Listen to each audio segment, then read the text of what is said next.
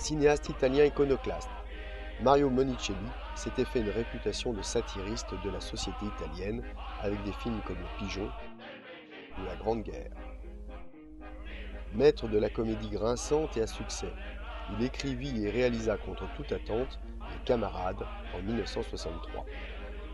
Cette chronique sociale décrivait les ouvriers d'une usine textile à Turin, au nord de l'Italie, à la toute fin du XIXe siècle. Il montrait également leurs conditions de vie et leur aspiration à être traités dignement. Le décalage avec ses films précédents est d'autant plus marqué que Monicelli retrouve Marcello Mastroianni, un des acteurs principaux du film Le Pigeon. Mastroianni était aussi et surtout l'acteur fétiche de Fellini, pour qui il avait tourné le chef-d'œuvre La Dolce Vita et bien sûr Vitelli. Le film Les Camarades, une coproduction italienne, française et yougoslave, fut multi-récompensé. Des acteurs français renommés sont d'ailleurs présents à l'écran, avec notamment François Perrier. On y retrouve également Annie Girardot, qui avait tourné pour Luchino Visconti dans Rocco et ses frères. Dans Les Camarades, elle tient un petit rôle, celle d'une prostituée qui a choisi ce métier plutôt que de travailler à l'usine. Mais c'est Bernard Blier qui tient le rôle le plus important parmi les acteurs français. Il retrouvait Monicelli après son rôle dans La Grande Guerre. Bernard Blier était souvent le soutien, le second ou le souffre-douleur de Jean Gabin ou de Lino Ventura. Il était devenu un second rôle majeur du cinéma français, d'Hôtel du Nord au Tonton Flingueur.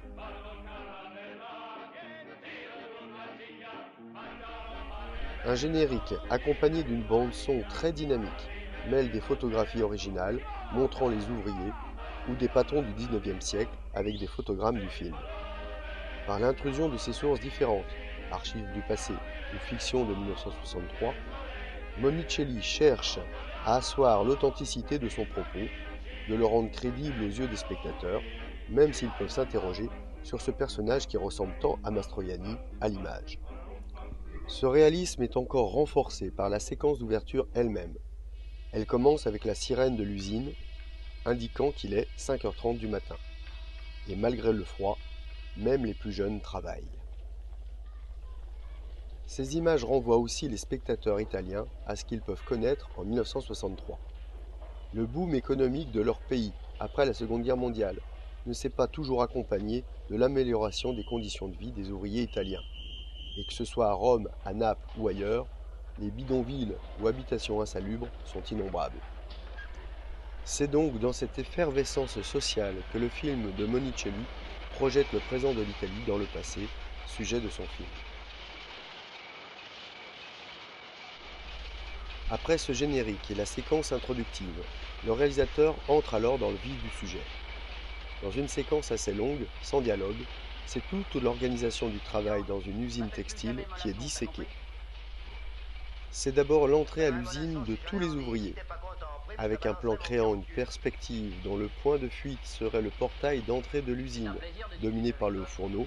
C'est l'aspect à la fois massif du nombre d'ouvriers qui y ressort, mais également l'aspect inexorable du labeur. Une fois dans le lieu de travail, le spectateur peut observer que les ouvriers sont autant des hommes que des femmes.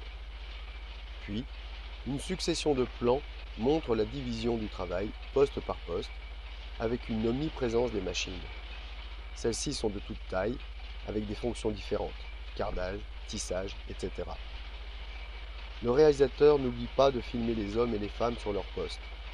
Il ne s'agit pas encore de la taylorisation du travail, celui-ci est cependant déjà très séquencé, très divisé, et chaque ouvrier est spécialisé à une tâche précise. C'est un travail pénible, symbolisé par la vapeur qui sort des machines ou par la suie qui macule ceux qui s'en occupent. L'activité industrielle est enfin surtout marquée par le temps. Régulièrement, le réalisateur fait un plan sur des horloges. Elles sont partout dans l'usine. Elles permettent d'évaluer la productivité, surveillée d'ailleurs par un contremaître situé au-dessus des ouvriers. Mais le calcul du temps passe également par d'autres éléments que les horloges. Ayant commencé tôt dans la matinée, la lumière du jour qui traverse les fenêtres de l'usine indique également la durée du travail. La pause, une fois arrivée, est montrée encore comme un moment collectif. Les ouvriers mangent dehors et ne peuvent sortir de l'usine. Celle-ci est fermée. En quelques plans, l'extérieur est montré comme répulsif, boueux, désert. Une femme court avec un enfant dans les bras vers le portail. De l'autre côté l'attend son mari. Séparée par la grille et les hauts murs de l'usine, celle-ci se transforme en image de prison. Et la scène de retrouvailles devient alors une séquence de parloir. Le repas des condamnés peut alors reprendre. Maltraités, mal assis, ceux qui ont à manger le font. D'autres ne font que regarder. Certains enfin lorgnent sous la jupe des femmes, en attendant de reprendre le travail. Cette séquence est presque naturaliste, comme Zola aurait pu la décrire par ces mots. Elle préfigure le drame d'un ouvrier blessé par ces machines longtemps décrites. En suscitant l'inconfort des spectateurs face à la difficulté de ce travail, elle les prépare de fait aux revendications ouvrières avec toutes les difficultés du rapport de force que cela implique. L'avant-dernière séquence du film marque alors la conclusion de ces revendications. Les ouvriers unis, solidaires, osent se rebeller contre ceux qui les font travailler 12 heures par jour. Violents, ils doivent affronter l'armée, défendant forcément les patrons et l'usine contre les ouvriers.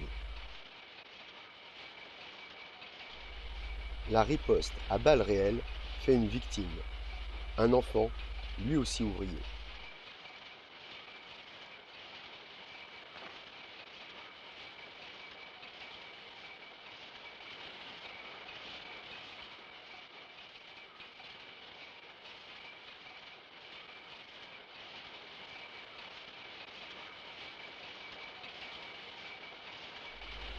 Monicelli montre alors la réaction d'une mère s'en prenant à celui qui a initié la manifestation, le professeur interprété par Marcello Mastroianni.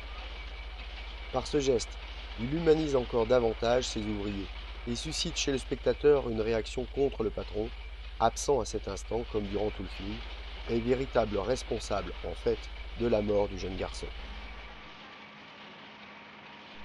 La force du scénario de Monicelli réside dans le fait qu'il permet de suivre plusieurs histoires en même temps, celle du mouvement ouvrier naissant et les histoires individuelles de chaque personnage. Le tout donne une cohérence forte à l'histoire racontée, une histoire d'ouvriers et d'ouvrières, et pas seulement celle d'une grève et d'un mouvement collectif. Le point de vue est donc essentiellement celui de ceux qui subissent les effets de la révolution industrielle et qui ne bénéficient pas des progrès sociaux qu'elle aurait pu permettre.